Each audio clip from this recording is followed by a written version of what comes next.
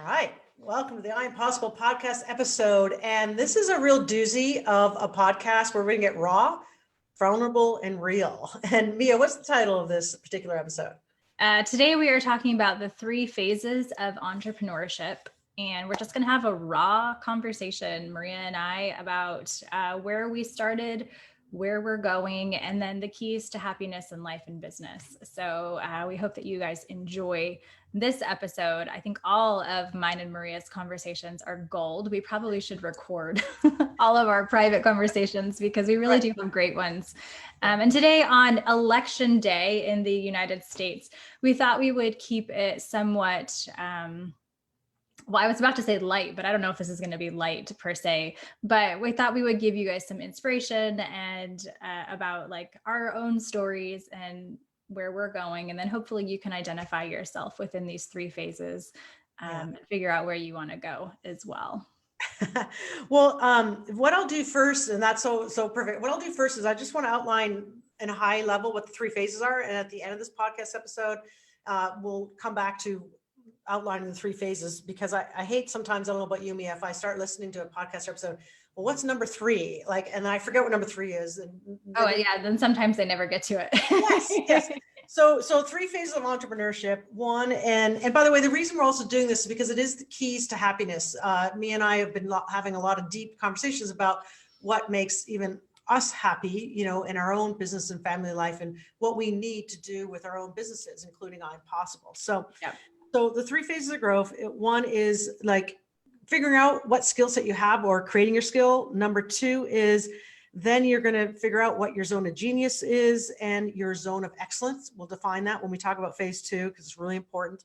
And phase 3, then you're moving your entrepreneurship, whether it be a company or whether you're a solopreneur, into just be doing stuff that's your zone of excellence. So full happiness. Yeah. So why don't we start? We'll take this by phases. So phase 1 is just figuring out what the heck you're good at that you can like create a business off of. So maybe Maria, you want to tell your story and then I'll tell mine about like how you entered into online business and how you figured out like what was your, like what could you make money doing? Yeah. Well, a number of things, and please everyone know it's through trial and error, and also investing in a lot of courses and coaches and stuff. So my first thing I tried online was more in real estate marketing. And I first started investing in real estate, and then was the first to start doing videos with real estate on eBay. This is before the 360 videos existed. And to the point I was selling $1 million homes on eBay, because I figured out a loophole at that time that you could bring traffic from eBay. So finding an existing traffic source that's free to my website. Yeah, with all the listings. And I built a buyer's list. I paid a lot of money, I think 10 grand at the time, for someone to learn about sales who was experienced in the Sandler Institute of Sales. And the first thing he forced me to do was put an ad in the paper about having a 3-bedroom, 2-bath home to rent. And I'm like, yeah, but I don't have that. Like, interesting. Yeah. But he said, but if you put that ad in, it's going to force you to take the phone call, actually talk to real people. Go imagine that. And build your buyer's list. Because what you're going to tell them is, unfortunately, that one's not available anymore, or I haven't, secured that fully yet, and I'm about to. Can you please tell me what area of the city you want to live in? This is when I was actually in, I think, Cary, North Carolina, working in Raleigh. It's an outskirt of Raleigh for the Department of Transportation of the U.S. I'm a Canadian, but I was working there as a consultant for them. And anyways, I know, which is quite ironic considering my story. Interesting. Okay. Department of Transportation. Yeah. You probably didn't know this. And so, because anyways, to make a long story short, he forced me to do that ad in the paper, and then I would get calls. And so what he taught me at an early stage, thank God, of my entrepreneurial career after leaving the big 6 consulting firms, was to build a buyer's list. Basically building a list, but this was a manual list, like pen and paper. I'd write down their name, what area of the city you're looking into. So then I had demand. I then reduced my risk to go out and buy a property that I would then rent out to people, right? So that was pretty cool. And then going back to the zone of genius, what it was is creative marketing. If you were to just take 2 words of it, because I've always done something on top of its trend, or I see a trend, I get on it, but I do something creative. So in the real estate space, videos on eBay and bringing things back from eBay to a web page. And at that time, this is like 2003, 2004, 2005. This is when, you know, simple list building with ConvertKit and ClickFunnels didn't exist. Right. You So had to put an ad in the newspaper. And I remember yeah, at that time, yeah, 2003, 4, 5, yeah, looking for places to rent and yeah, opening up the newspaper and yes, like circling things yes, to like yes. find a place to rent.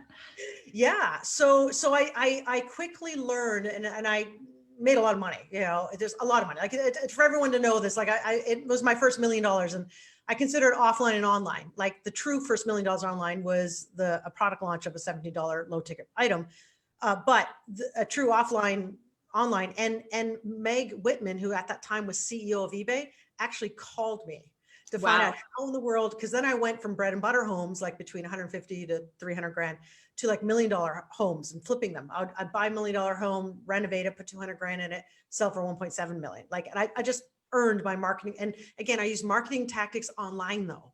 So Mhm. huge marketing tactics online and so got creative. So that's my zone of genius there. And then I would go scale. I knew how to scale really well, hire who to hire the first person to hire, and then how to build a team out, how to get even financing to help scale faster. And one of the things I did, because the buyers list was so powerful as your thing for real estate marketing, I then bought a publisher that was kind of needed a cash injection, but he was super creative and which, you know, I hate Adobe and all that Mac stuff, Mia, and Right. graphics. Yeah. But I knew if I had the most amazing high end for sale by owner magazine in Las Vegas, because this is now when I was living in Las Oh. Vegas, this is Hmm. like 2007, 2006 timeframe. Oh my God, because it was for sale by owner magazine. That wasn't just like you're probably used to the newspaper print stuff. Hmm. This Yep. was like a glossy magazine that would cost literally like 20 grand a pop per month to produce with all the Wow. graphic artists and stuff that he had. But the beauty about that is that we would say, hey, you can advertise your thing for free and in the regular pages here, Hmm. like a for sell your home for sale by owner. Or, you know, if you luxury home, you can pay a little bit to have a luxury spread, like the center fold or the front cover, Right. everything. So all done professionally. Hire a photographer. In Vegas, that's easy to hire a photographer because there's so many in the school and students who Right. are film photography. To make a long story short, the reason I did that though is because when they phoned the magazine to say, yeah, I'm thinking of selling my home, I don't want to go for a realtor. This is what I got. Then guess who had the first dib at buying that house? Me. Oh. So it was a way to get, because at this time, this is when things were selling like hotcakes. You put your thing for sale, it would sell like that. So I had first dibs with my other investors of a property for sale. So that magazine did so well. People wanted me to franchise it and everything. But honestly, my main business was buying and selling homes, flipping homes, all that stuff. So Interesting. yeah, yeah. So the reason the CEO the CEO of eBay called me though is that she wanted to beef up their real estate listing of eBay. Because again, remember this is back in the day. And she's Right. like, how are you selling $1 million homes? I'm seeing these things being sold. Like, what are you doing? You know, so it was kind of interesting. So it's a skill. I guess that's the zone of genius. Just call it creative marketing. Just figuring out what you need to do. It's just like now how we teach with our micro offer magic. Like the skill is even if you sell something high ticket for 15,000, 25,000, 5,000, Hmm. you and I know that building a low ticket, getting a micro offer with our micro offer magic does that. So Do yeah, you, that's go ahead. I'm curious what got you into real estate. Like, why did you jump into that initially? Oh, that's a good question. What happened? I was working like I quit the big six consulting firm when I was supposed to make partner, and the partner told me I didn't make it because the client complained that I took singing lessons on my lunch hour on Fridays. Right. So I'm like, what? You know, because I wanted, yeah, because that's time I wanted to sing at my wedding a song, the Titanic song. Anyway, to make a long story short, I quit. I said, fine. Then if that's the reason I'm not making partnership, even though I've done so much for you and made so much money for this company. Um, I was a red personality. I should have stayed longer because I walked away from like a 10K bonus that I was going to get 2 months later if I stayed. But anyway, so what happened is that I was just looking for something to do, and in the Los Angeles Times, huge full page ad from Robert Allen, No Money Down Real Estate, that said, my big mouth can make you $1 million. Mm. So I thought that, I think, is this a scam? Is this for real? And so went to the little free event, Mhm. just like now you have webinars or free content events online. That the thing back then is going to a real sit in a chair, watch the person on stage. And Right. when I saw people on the stage walking by that have turned their lives around and made money, I'm like, I can do that. So it's sort Mhm. of like, the credibility of seeing that other people do it. And that's the power of, obviously we use testimonials now, but Right. that's, I guess, got me in real estate. It was just that particular ad that got in that. And also because they were leveraging internet marketing. And I've always loved internet marketing. Prior to the company, I had a hosting company that I had started as well. But really, I knew that leveraging the internet for real estate would be strong. And that they say between that and porn, that's the two most competitive industries. So if you're good at one and actually made money with it on marketing online, you're probably good at marketing. Okay. All right. So That's what they say. I believe that once an entrepreneur, always an entrepreneur. Like I think that from a very young age, we know that we want to be business owners, that we want to do something like different. Like we're not here to build somebody else's dream. Like I Yeah. think that we all have that drive. If you are an entrepreneur, not everybody is. My wife is not.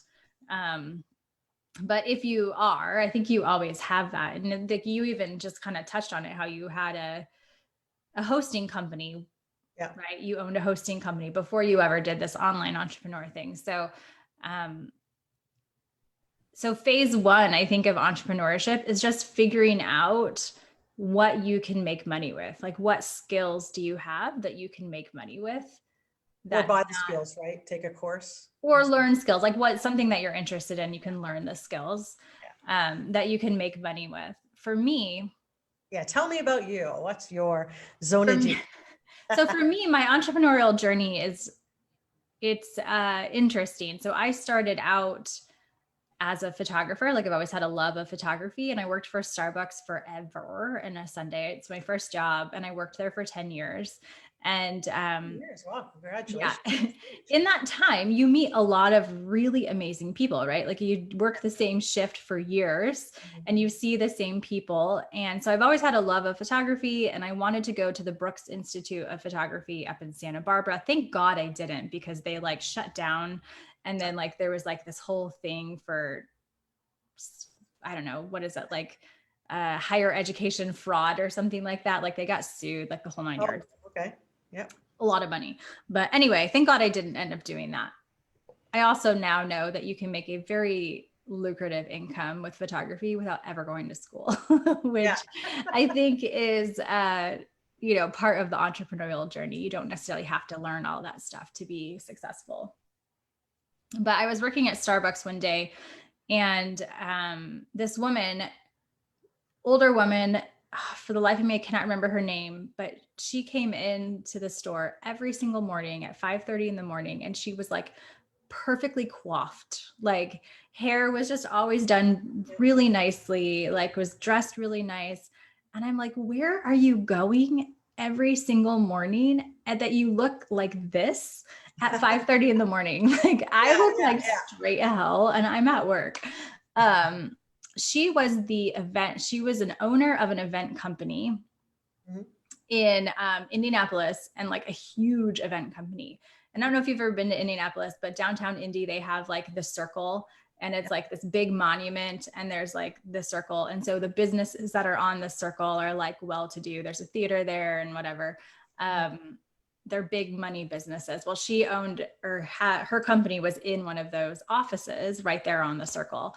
And I was like enamored by that. And so she had an event she was doing for the Girl Scouts of America, and she needed a photographer, like a paparazzi style photographer. She's like, I don't even need your pictures. I just need you to pop a flash, Well, that's so that these people who are coming out of this limo feel like super special. We've already hired a photography company, but I know you're interested in photography. Come down, and then maybe you can meet this guy and talk to him, and you can get like into the business. And I was like, okay, sure. wow. So I took the opportunity. I was scared as shit. And I was like, I don't know what I'm doing. I don't know this person. Well, this guy happened to like give me a break. Basically, he hired me on for his event photography company, and the rest is history. Mhm. My first entrepreneurial foray is my own photography business, and I still do that today.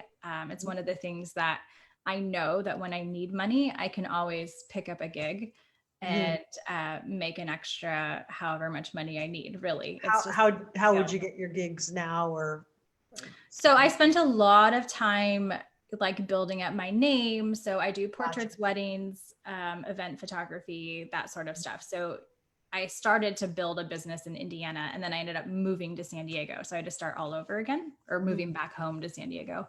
Mhm. So I just start all over again and like just make connections in the event industry. So now if I'm like, oh shoot, I need like next month I'm going to need some money or whatever, I'll Mhm. start putting out my feelers, like see if there's any events that need like photography, if people need portraits or whatever. But something always like lands in my lap when I need it. That's Which is cool. How do you face, some people might be listening to this, and whether it's photographers, whether they're selling to local businesses, a website or Facebook ads, Mhm. or an influencer, Facebook ads or strategy, or whatever. How did you get over any fears of just reaching out to these people to get the So gig? here's the thing. When I worked for this event photography company, we used to do this event, the concert series, Verizon concert series, Yeah. and they had a VIP like area. Mhm. This job was miserable. Our job, we got paid $50 Yeah. for like 2 hours. Yeah. And we basically had to stand at the VIP entrance and take pictures of people in front of the VIP sign Okay. with the hopes that they would buy them later. Like Sure. this was our job. Like we were kids. And Yeah. so we had to like stop them. They had been drinking already. We had to stop them at the sign and then take a picture and then hand them the card and hope that they would buy it later. We got paid $50 and then we could go in and watch the concert if we wanted to. That job alone really set me up basically to be comfortable talking to people and like cold calling, if you will. Gotcha. Um, it was just really by forcing myself to do it. It's not something I enjoy doing. I don't enjoy like doing these Facebook lives. I do now, but I didn't before. And I didn't know what to say or whatever, but honestly, like trial, error, Yeah. consistency, Yeah. like consistently doing the thing that scares you or consistently doing the thing that you just really are avoiding or dreading, like Yeah. almost desensitizes you to it. It does. Yeah. No, I do remember that, the early days of, yeah, you guys are going to jump on the podcast. Come on, let's go. Yeah, like I just didn't know what to say or, I think now I'm super comfortable and fine with it. But in the beginning, like I just didn't know what to say or whether people would Yeah. listen or care or whatever. But, just over time and doing it consistently. And we've been doing this for 6 months now, like Yeah. consistently every Tuesday, like it's just no big deal. We just jump on night and do a live. Yeah, and if you're listening right now or watching right now or the replay, please know something, because some of our students say this to me. One of the best advice in regards to you getting on video or doing a Facebook Live or a podcast is don't get discouraged if you don't have that many viewers, because the way you should attack doing a video or a live or a podcast is that just talk to one person, like your ideal Mm-hmm. customer. Just talk to, or even just like it's your best friend, because one person could watch it and then end up being your customer. So don't think you need to have like thousands of people or a big audience before you start, because it all Yeah. starts at one. And one of the things that I've noticed over time too is that people are watching, like, even if you're doing a challenge and you think nobody's engaging, like they might not be engaging when you're live, Yeah. but they are watching. People are engaging like with your stuff, even the replay or whatever. And we don't all get like the same schedule or this, we're not all in the same time zones. And so um, a lot of my lives I just understood in the beginning that like I wasn't talking to anybody right then and there. Like I wasn't hoping that people would join me live or for engagement or whatever. I would just do my live, do the teaching, and then be done with it. Yeah. And now we get, a handful of people on live, but a lot of people watch the replay. And the beautiful thing is, I'm going to teaching mode, but we'll get into then phase 2 here.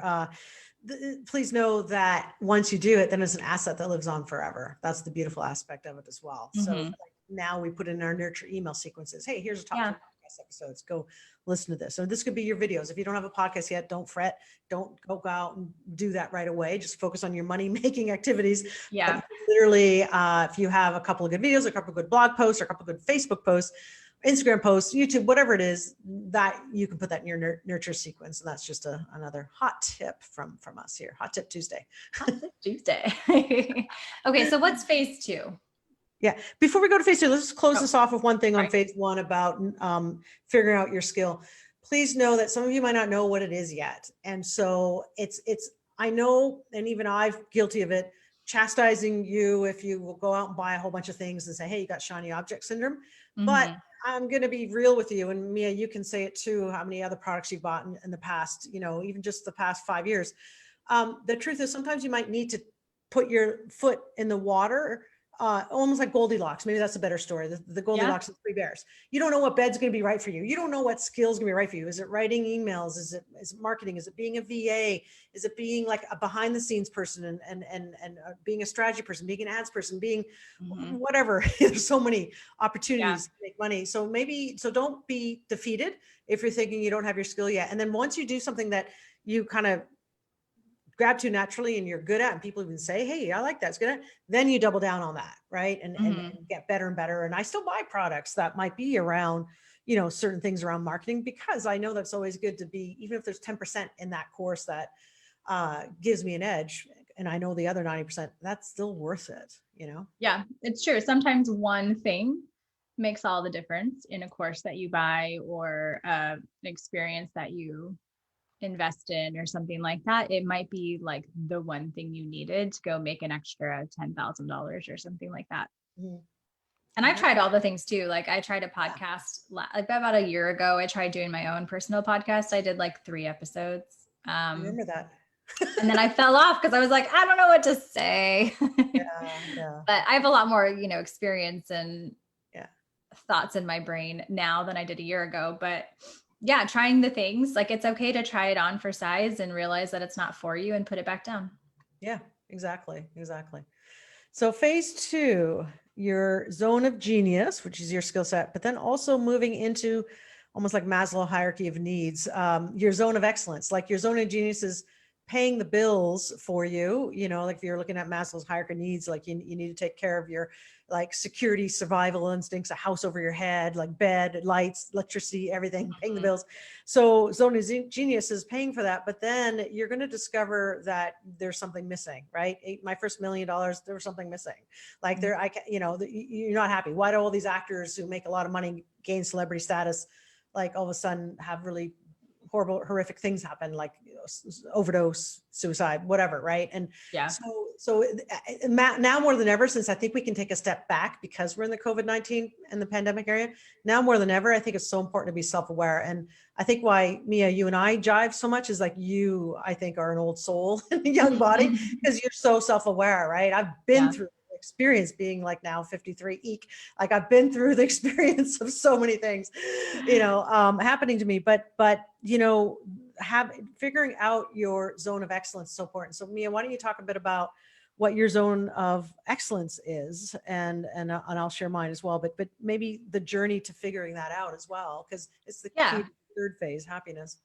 So how I define like your zone of genius is the thing that you do really well that you can make money. So when you go from phase 1 to phase 2, like phase 1 is just figuring out what can you do.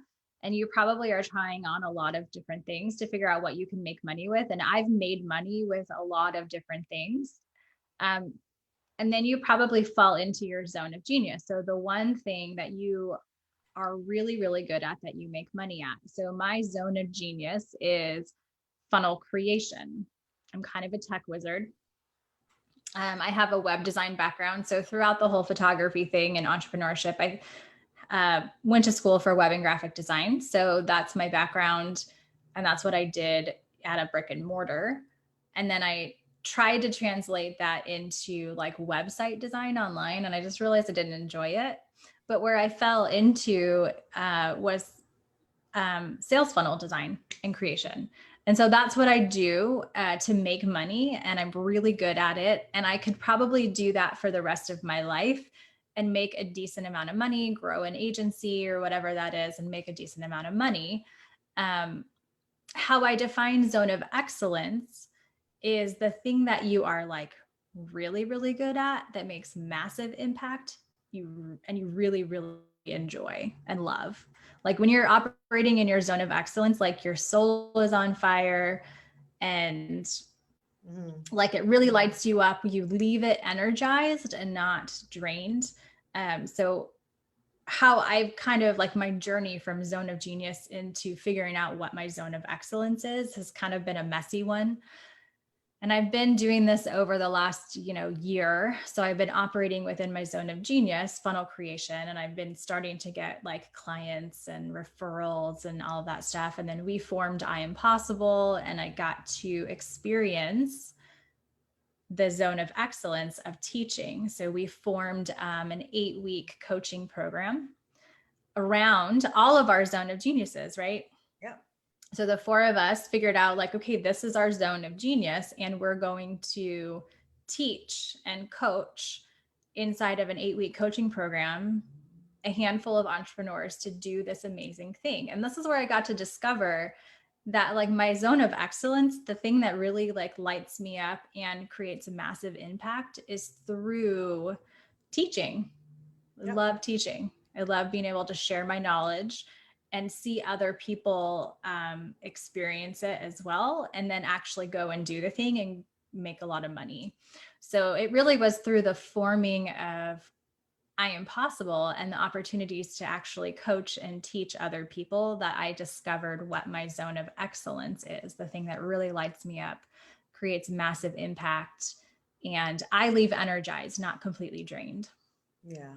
Cool. What about you? What's your Yeah. journey? You know what? Well, like, the zone of genius for sure, from the creative marketing and crafting offers and things that bring in money. Definitely led to the zone of excellence more around love seeing it scale, like as far as, and the teaching, the one-on-one coaching, I've done that in the past, where I had a 10K kind of coaching program one-on-one, and just seeing the results that people get, and because most people, there's two things that, and I'll come back to the I Am Possible brand, because I remember so vividly. It was so like, funny how I had to push you guys to go, no, let's create a course, because I've been doing it for like 10 years. Like, and now it's like, you can whip one out real fast. And you're like, if I call you now, say, hey, let's do a masterclass tomorrow on, how to do Instagram stories, even if you don't have 10,000 fans, so you can have the swipe up feature. You'd say, yeah, let's do it. Like, whereas before it's like, oh my God, I got to plan it. I got to spend all this time. True story. The course that we created for our micro, or the course that I created for our micro offer, because we all contributed a course to our micro offer funnel. I've had that in my head. I actually had it mapped out for at least 6 months before we decided to join this and like do it all together. But it probably would have taken me another year to fully create it if we hadn't like put, if you hadn't come along and said, hey, let's do this, get it out in a month, So I guess zone of excellence. Yeah. Taking action, coaching others to take action and realize that there's greatness inside them. Like I've always listened to the greats of motivation, like whether it be Zig Ziglar, Jim Rohn, Tony Robbins, and now, I still have that quote, and I said it a while ago to you, Mia, maybe 2 weeks ago on that podcast, that I love Les Brown's quote that I aspire to inspire before I expire. Yeah, right. And that's where I'm happy. And I think for entrepreneurs to go and cross the bridge from phase 2 to phase 3. And this is what's really interesting. And this is where you and I come in, because this is your zone of excellence too. So I'm going to give you an analogy that a friend told me that a CEO did of a huge company recently. That's amazing.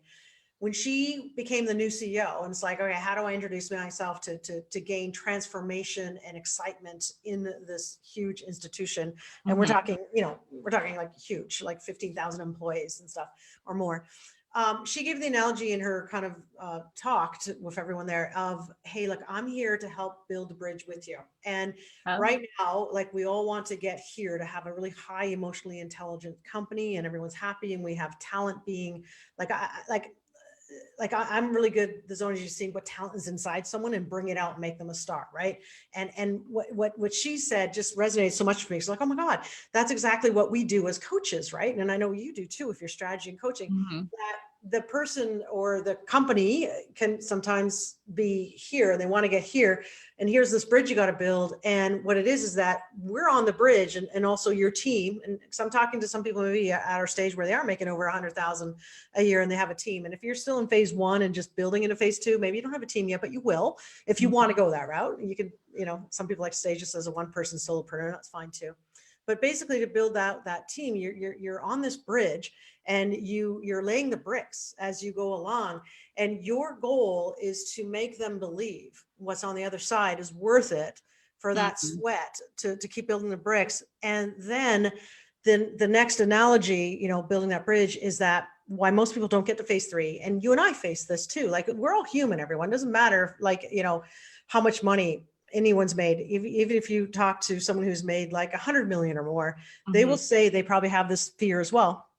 The biggest fear to get to zone three and to cross that bridge is that sometimes you have to burn that bridge, or if it's bricks, tear that down when you get to the side. And that's the scariest thing, because right now it's security bringing in that money Yeah. that from your zone of genius that's coming in. You're doing funnel designs, whatever, me writing sales letters, copy, email copy for people brings in a pretty penny. But to burn that bridge, to go all in on your zone of excellence, Oh that's God, that just made me so uncomfortable. does it? But you know what they say, like, being uncomfortable, that's the currency of today, of your value. And but if you go all in to and burn that bridge, or if it's too uncomfortable to do it right away, then make a plan, make a Yeah. dedication. And in a way, we're not burning the bridge on what we're doing and Find Possible, but we got to a stage where we were not as much in our zone of happiness because there's so Mhm. much going on also with our own businesses, that for the month of December, for sure, we're going to pause things. We might have some things slowly going, but so yeah, that's the big breathe in, breathe out, or like the dragonfly represents. I know that's what your favorite painting, and I'm It making is. for my mom, but the dragonfly represents change, transition. Mhm. Dragonfly was born out of the water and then it's flying in the air, but always wants to get to the water. That's why it's skimming across the water, a lot of dragonfly. And the analogy to that too is, as it wants to get back to the water, because to the dragonfly, that's the universe, that's the divine. And it wants to get Oh, back to that, and the interesting analogy is that it's only when it, I think, dies that it goes back to the divine and back in the water. But as human beings, I think, we're born out of water, from when we're little babies. And, I think at the end of the day, we want to get back to water. And I'm not talking about expiring as dying, but I'm talking about, I think, being part of that divine, or finding that soul spark within you. Like you just said at the beginning of this podcast, what's that yeah. thing that sparks your soul? And so Mhm. it's really that thing that makes you so happy that doesn't matter if you get paid or not paid for it. You're in your zone of excellence. Yeah. I think that's super powerful. And when I met you, Maria, we were both working at a company that shall not be named. Yeah. And so a lot has changed for both you and I Yeah. over the last, we'll say, 2 years. Mm-hmm. Um, so when I met you, you were doing something that you could do and you were making decent money doing it. So how did you go from transitioning from something that you could do and makes you money to like realizing what you are meant to do, I guess? Yeah, I think part of it was a Brene Brown book. It wasn't Dare to Lead, but it was another book of hers. I forget which one. And it talked about, you know, um, being a light worker, like shining, right? And I think the reason why I got into that company as a consultant, and I know you're a consultant too, was the shattering of confidence because of other things that happened in my life. And so I was hiding, even though I had this talent, I was hiding behind others and making them rich, because one campaign brought in like 750,000, whatever. But I think the biggest thing was the Brene Brown quote about if you can, you'll always, I guess it's about vulnerability, right? And interesting, because we said the beginning of this podcast would be vulnerable. And if you can kind of shine a light and be okay with whatever happened in your past and deal with it. Because I've even gone to EMDR therapy now, and I've hired my own coaches now to kind of step into my confidence, because I had my confidence shattered, because I've been at the top of the mountain, made the millions, right? But and then confidence shattered. And I think that the Brene Brown quote is the biggest thing is, and I remember the first thing I did when I left is basically to get to the zone of excellence too, is I journaled a lot, wrote a whole thing about me for my page, and I still have that actually in draft. I haven't actually posted yet, but you know what? I didn't need to fully yet, so I think that's and then also I think what helped too was, Anthony Robbins says this, is sometimes you got to be, or Tony Robbins, I know everyone teases me, but I say Tony. That you got to be mad enough of your situation to reset. And I think, you and I think when Tony of the Life Map podcast did our numbers for numerology, like we're both very much helping people, humanitarians. And I also feel the way individuals were treated there, and it was really bringing, I don't know how to word it any better, but it was more like, okay, now's the time to get out and then help others, because it was such a stark contrast. Yeah. That it was like, this is an environment that's dark, and let's move to the light, Yes. Yeah. Yeah. You said something that really resonated with me, which is that you have to be mad enough about your situation to change it. When I was working at Starbucks, I went from barista, which is the lowest position, up to store manager. And I was managing a store, and I had this amazing assistant manager. She's one of my really good friends now, but freaking loved her. And we always wanted to promote her up to have her own store, because she's fucking amazing, phenomenal. Like, she could do it. She never wanted it. Like, she was just like, no, I'm happy working here with you. Like, I'm happy working at the store. And I told her, I said, when you believe that you can do it better than your manager, that's when you're going to want to step up. So right now we're in this like comfortable space where you and we're this amazing team. We get along really well together, and we do this thing really well together. But it's going to come a point, whether it's with me or somebody else, where you step back and go, I can definitely do this better than the person running the store. And that's when you're going to want your own store. Well, it turned out that I ended up stepping down from the store manager position because I realized that middle management sucks balls. There was no path to upper management that I could see anytime soon. So I was like, this is not for me. Middle management is not where I'm going to live the rest of my life. So I stepped down to try and figure out what the hell else I was going to do. I became a dog groomer and a framer, and like, the whole nine yards. Dog groomer? Oh yeah. I've had like a million jobs, just trying to figure out what I wanted to do with my life, because I started at Starbucks at 16. But she got a manager that sucked. And instantly she was like, I can do this better. And then she got her own store in the whole 9 yards. So I think like there's a lesson in what you said. Like, we all get really comfortable until it feels really uncomfortable. And then that's when we decide to step up into whatever that higher power is. And I know for me, like going from my zone of genius into now I'm hoping to transition more into my zone of excellence. Is that I looked at my calendar recently, like as of the last month, and I realized that I was working an absurd amount of time, but I was filling my time with like busy stuff, like meetings with people that were unnecessary.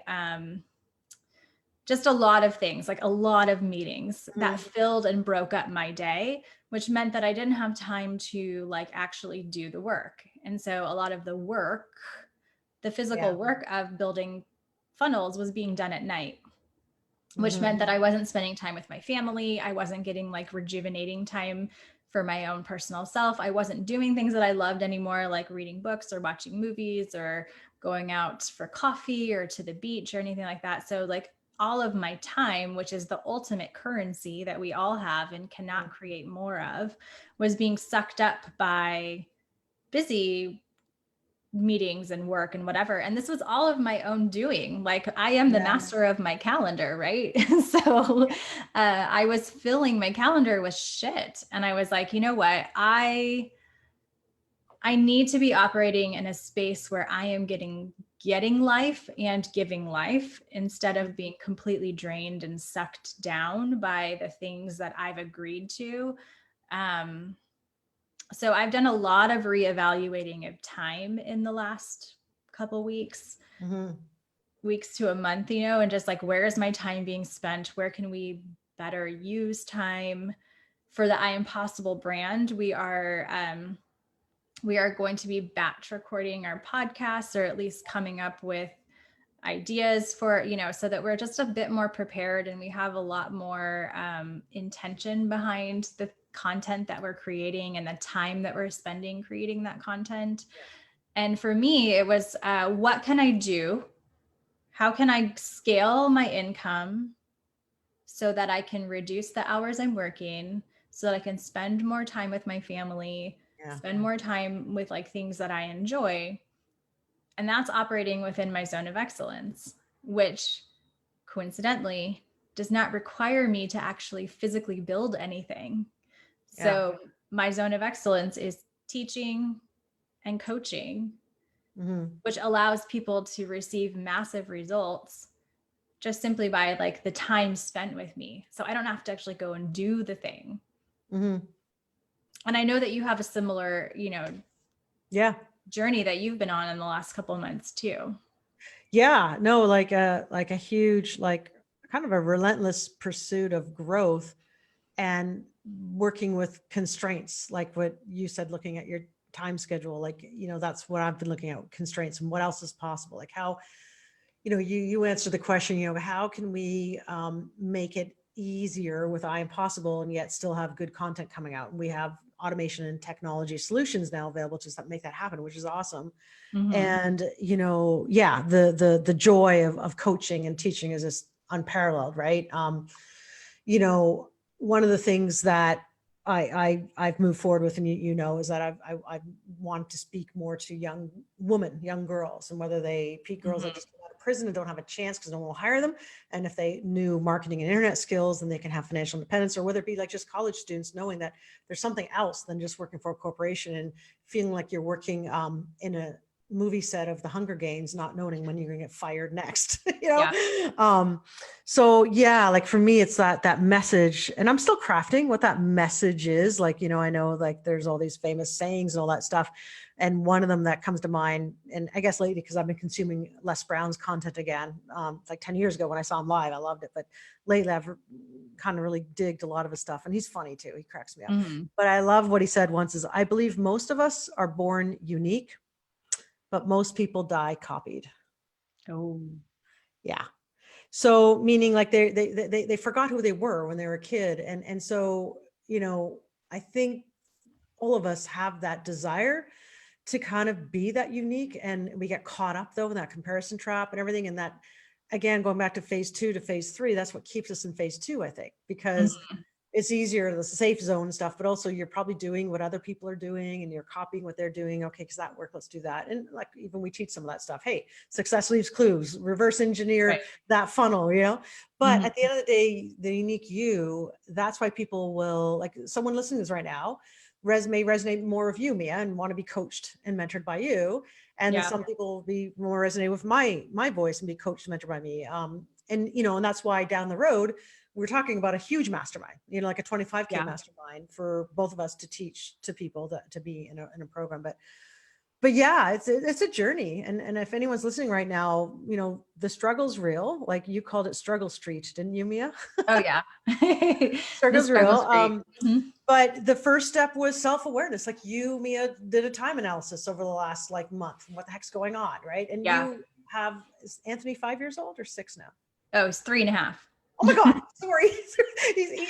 I know it feels like 5 years went by in the year of COVID, but Yeah, so they're having, so a lot of times you don't even get a good night's sleep, and you're raising Anthony and stuff, and it's so funny because, like, as an entrepreneur, like, that sounds like the great lifestyle and everything, but you still get seduced Mhm. by quick cash rather than, in it for the long-term game. And that's really coming full circle to what we talked about at the beginning of this episode, where's I Impossible Going stuff.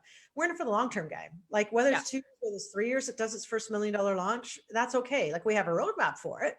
But do we want to work our asses off over the next 6 months all the time and do a challenge like all the time? And like, because we do challenges that make a lot of money and build our list up. But, Mhm. or are there other ways to slow it down, go to better pace, so that we're also operating in our zone of excellence, which is the teaching and coaching? Right. And yeah. Yeah. I think that courage is a huge piece of entrepreneurship.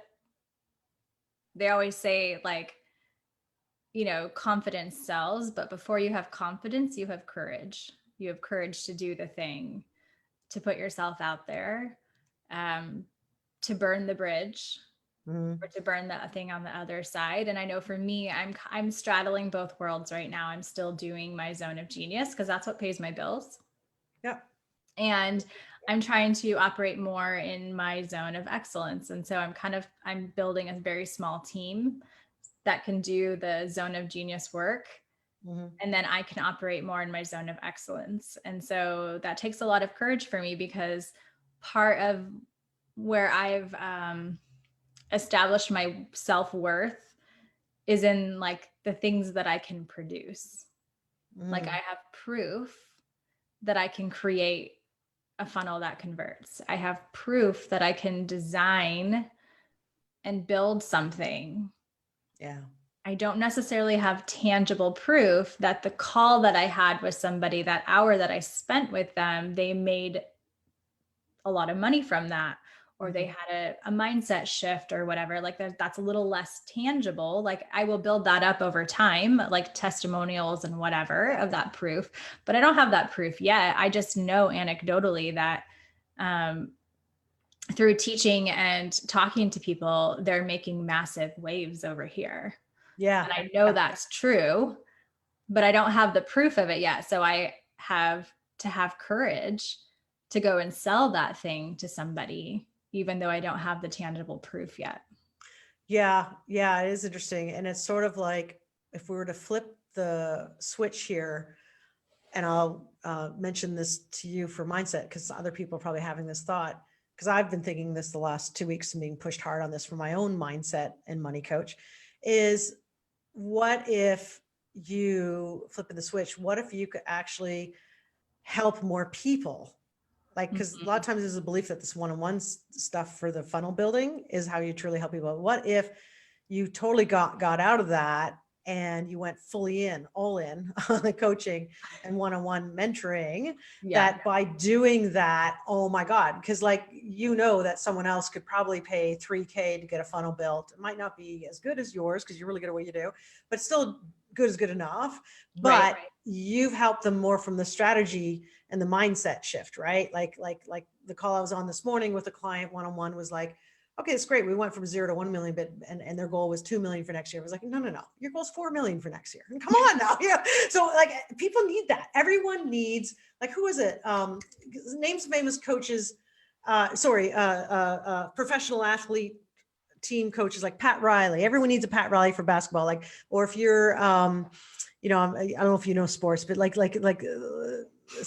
Olympic athlete always has the Olympic teacher, right? But that Right. Olympic teacher is the one that's making them the Olympic gold medal, right? And even if Mhm. that Olympic teacher already had a gold medal, so Mia, you have a gold medal in funnel creation, sales design, strategy, right? Right.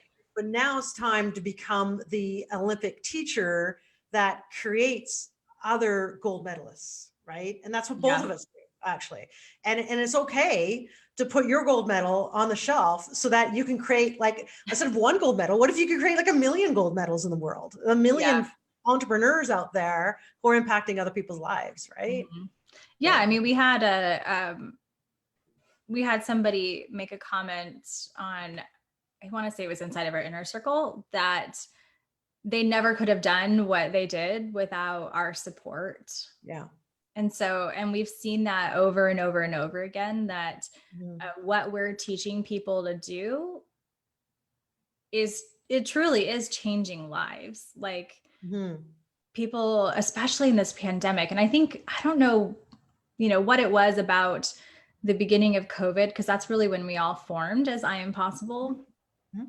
They're just like that. We just saw an opportunity to go and create something amazing, and we just ran with it. But what we didn't realize was going to happen, and did happen, is that we actually changed people's lives. We thought we were going to change our own lives Yeah. Yeah. by making a ton of money. Like that was our internal motivation at first, was like, we have this gift, we have these things that we want to do. Let's go and do them and make a lot of money and like make six figures in the first year. Like that was our intention. But what we didn't realize was that we were actually changing people's lives. Like Yeah. actual people were making more money through their micro offer funnels in 1 week than they brought home in an entire month at Yeah. their job that they just lost because they couldn't Yeah. do that anymore. We And, had no idea the impact that we would have, but thank God we did, because now we see the true value of what we're doing. It's not that we want to, yes, we want to make money for our own families and to have time freedom and whatnot, but truly we're changing people's lives through online business and online funnels, Mhm. and teaching them how to do it so that they can make money for their own family in their sleep, which they never dreamed was possible. Yeah. Yep. Thus, I Am Possible. That's our brand. Yeah. I Am Possible. It's really cool. Yeah. So, all right, we've been talking for like ever, which is amazing, and I could talk to you for hours and hours on end. But let's sum it all up again. Remind us what the three Yeah. phases are. So the three phases are: phase one is you figure out what the heck your skill is, your talent to make money with. And if you don't fully know it yet, you can go create that skill, whether you invest in other people's courses or you figure it out yourself by YouTube videos and just, trying it yourself. That's the first phase. Start making a little bit of money as an entrepreneur. Second phase, then you're kind of figuring out then your zone of genius and your zone of excellence. So you've got that skill honed in. Maybe you're still investing in courses to just get even better at that one skill just a little bit, but you're really good at it. You're making cash flow to cover all your bills, all that stuff. And then you're discovering that out of that skill set, there's a couple of things that in particular makes your soul sing, and that's your zone of excellence. Then you could do that with joy every day, even if you didn't get paid for it. So that helps you get to the third phase where that's all you're doing, your zone of excellence. And Mia, you brought up a good point, how you could train other people to run that other company, like you're doing now. And I used to spin off, when I had real estate marketing, I'd spin off other real estate marketing companies, have someone else run it, right, with my methodologies.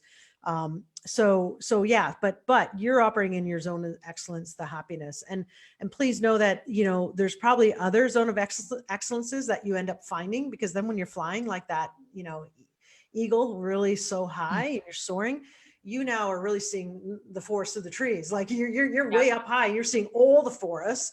And for all you could end up like, starting a foundation, because that's one of my long-term goals, starting a foundation and stuff. So anyways, those are the three, Mia, and I really enjoyed this podcast episode. I hope others enjoyed it. Please let us know. This is totally off the beaten path of what a typical podcast episode of I Am Possible is all about. We didn't talk about technology, tips, strategy, like do this, do that, and you'll make money. This was more about being real about keys to happiness. Yeah. I think that's what we're all after, is just that like fruitful, happy life. As an entrepreneur, we want time freedom. We want financial freedom. We want to make huge impacts in the world. We don't want to work for somebody else's dream. Yeah. And sometimes, and I would almost say most of the time, we find ourselves almost like chained to our job of entrepreneurship, right? Like whatever the businesses that you created, somehow you've gotten yourself so buried into it that you're like, you've created something that is worse than a job. True. So, and I think that you have to get so mad at your situation, like Maria said, to change it. And so no matter where you are right now on your entrepreneurial journey, whether you're in phase 1, phase 2, or in the glorious phase 3, there will come a point where you want to grow and change and shift. And that's part of being an entrepreneur. Like, we're always just trying to figure out what is the thing that fits the best.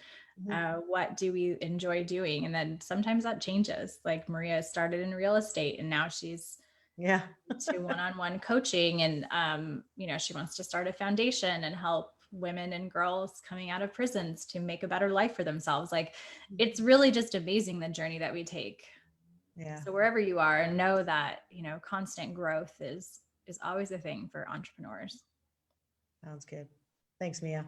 All right, friends. Thank you. That was an amazing conversation. It was.